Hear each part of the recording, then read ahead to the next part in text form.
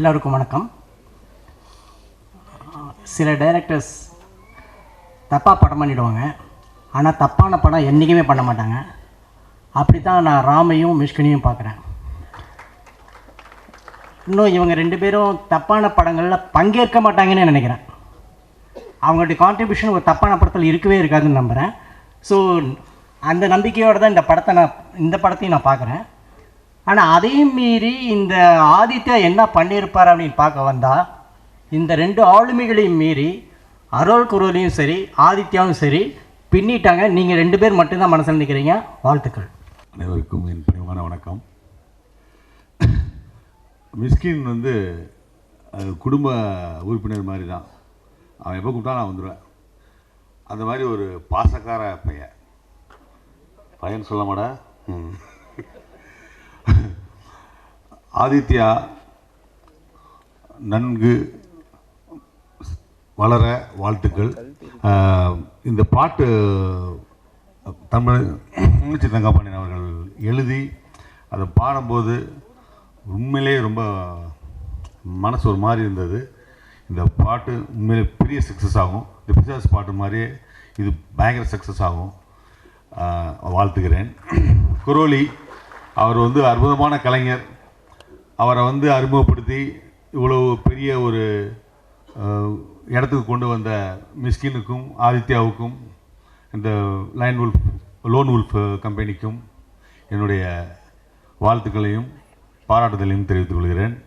இந்த படம் மிகப்பெரிய வெற்றி அடைய என்னுடைய வாழ்த்தை தெரிவித்துக் கொள்கிறேன். நன்றி, வணக்கம். மிஷ்கின் சாரோட ஒர்க் பண்ணுற எல்லா நாளுமே எனக்கு ஒரு இன்னொரு லைஃப் தான். ஸோ அது ஒரு லைஃப் டைம் எக்ஸ்பீரியன்ஸாக தான் இருக்கும். நாங்கள் ஒர்க் பண்ணுற மாதிரி ஒரு ஃபீலே இருக்காது.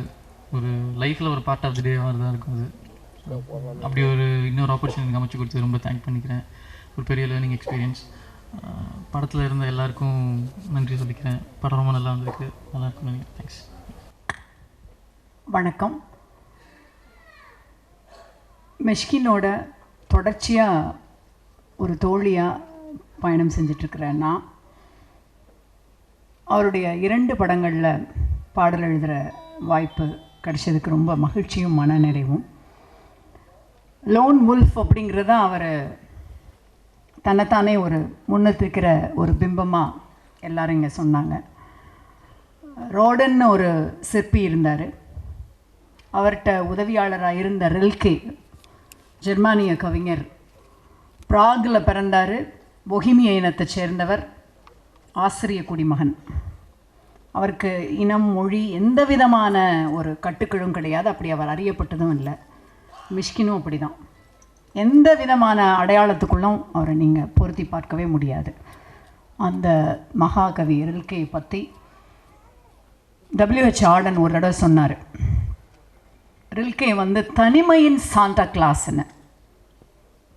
மிஷ்கினை எல்லாரும் அந்த லோன் உல்ஃபுங்கிறதுனால தனிமையின் சாண்டா கிளாஸ்ன்னு சொல்லலாம். ஆனால் நான் அவரை பேரன்பின் சாண்டா கிளாஸாக தான் பார்ப்பேன். அடிக்கடி சொல்லுவார், நான் ஒரு டிரான்ஸ்ஜெண்டராக தான் பிறந்திருக்கணும் அப்படின்னு. மிஷ்கினை ஒரு ஆணாலையும் பொண்ணாலையும் அவ்வளோ அன்போடு அணைச்சிக்கொள்ள முடியும். அவ்வளோ ஒரு பாதுகாப்பு உணர்ச்சியும் ஒரு பேரன்பையும் தர்ற ஒரு கலைஞன்கிட்ட தொடர்ச்சியாக 2 படங்களில் பாடல் எழுதுகிறப்போ எனக்கு கிடைச்ச அனுபவங்கள் ரொம்ப ரொம்ப ஒரு மனசில் கூட தூக்கி சுமக்கிற நினைவுகள். நான் ஒரு கவிதையாக தான் எழுதி கொண்டு போய் அவர்கிட்ட கொடுப்பேன். எனக்கு மெட்டுக்கு இன்னும் சரியாக பாட்டு எழுதுகிற பயிற்சி இல்லை. அதை ரொம்ப அழகாக நம்முடைய மியூசிக் டைரக்டருக்கு ஏற்ற மாதிரி அவர் ஒரு அழகாக பொருத்தி கொடுப்பார்.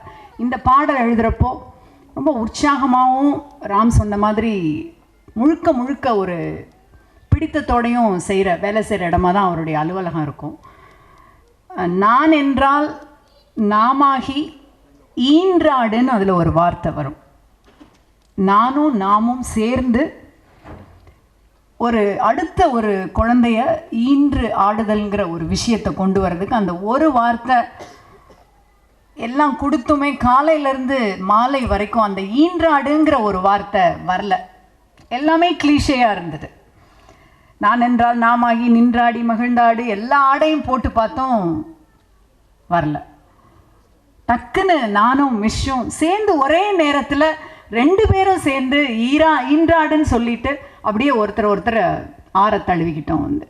அவ்வளோ ஒரு மகிழ்வான நிறைவான சந்தர்ப்பங்களை அவர்கிட்ட நான் உணர்ந்திருக்கிறேன். ரொம்ப அற்புதமான ஒரு படைப்பாளியோட படிக்கிறவரும் கூட. இன்னும் நான் மிக மதிக்கிற இன்னொரு அற்புதமான கலைஞன் ராமு இந்த படத்தில் இணைஞ்சிருக்கிறாரு. பூர்ணாவுடைய நடிப்பும் நான் சில ரஷஸில் பார்க்குறப்போ எனக்கு ரொம்ப பிடிச்சிருந்தது. அவங்களுக்கும் என்னுடைய பாராட்டுக்கள். மிஷ்கினுடைய தம்பி ஆதித்யா தன்னுடைய டெபியூ வெஞ்சராக இந்த படத்தை இயக்கியிருக்காரு. அவருடைய நிழல் படாமல் வருவார்னு இங்கே வாழ்த்துனாங்க. ஆலமரத்துக்கு அடியில் புல்லு தான் முளைக்காது, ஆனால் நிச்சயமாக விழுது இருக்கலாம். அந்த விழுதிற்கான அத்தனை உரமோடும் ஆதித்யா நிச்சயமாக தன்னை நிரூபிப்பார்னு நான் நம்புகிறேன். இந்த குழுவினரை சார்ந்த இந்த படக்குழுவினர் அத்தனை பேருக்கும் அஸ் அ பார்ட்டிசிபெண்ட் இந்த ஹோல் டீம் என்னுடைய மனமார்ந்த வாழ்த்துக்கள். மிஷ்கினுடைய இன்னொரு பிடித்த அம்சம் என்னென்னா, அவருடைய படங்களில் தொடர்ச்சியாக ஒரே ஒரு பாடலை மட்டும்தான் இப்போது வைக்கிறார். பெரிதாக பாடல்கள் மேலே அவருக்கு அதிகப்படியான பாடல்களில் நம்பிக்கை இல்லை. அதை பற்றி யோசித்தப்போ எனக்கு ஒரு சின்ன விஷயம் மனசில் பட்டுச்சு. பாதலேயர் உங்களுக்கு எல்லாருக்கும் தெரியும். அவர் தன்னுடைய வாழ்நாள் முழுவதையும் ஒரே ஒரு கவிதை நூலை எழுதுவதற்கு தான் செலவழித்தார். ஆனால் அந்த கவிதை நூல் எழுதப்பட்ட பின்பு தான் பிரெஞ்சு உலகத்தில் மிக தரமான உயர்ந்த கவிதைகள் உருவாச்சு. ஒரே ஒரு உரைநடை நூல் தான் எழுதினார். அந்த உரைநடை இன்றளவும் அழகு கலையாக முன்வைத்து போற்றப்படுகின்றது.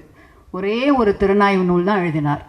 அந்த நூல் அவர் வாழ்ந்த காலத்தில் வெளிவந்த அத்தனை திறனாய்வு நூல்களிலும் விட உயர்ந்ததா, நுட்பமானதா, உண்மையானதா இன்று வரைக்கும் பேசப்படுது. ஒரே ஒரு மொழிபெயர்ப்பு தான் செஞ்சார். அது மூலத்தை விட சிறப்பானதாக இருந்தது. வழக்கமாக மிஷ் எப்போவுமே வைக்கிற மாதிரி ஒரே ஒரு பாடல், அதையும் எனக்கு கொடுத்துருக்கிறாரு தொடர்ச்சியாக. அதுக்காக எனக்கு ரொம்ப நன்றியும். அந்த ஒரே ஒன்றுங்கிறது உங்கள் மனசெல்லாம் கொள்ளையடிக்கணுங்கிற அன்பான வேண்டுதலோடையும் விடைபெறேன். என்னுடைய பேரன்பும் பிரியங்களும் என்றும் என்னுடைய தோழன் மிஷ்கினுக்கு.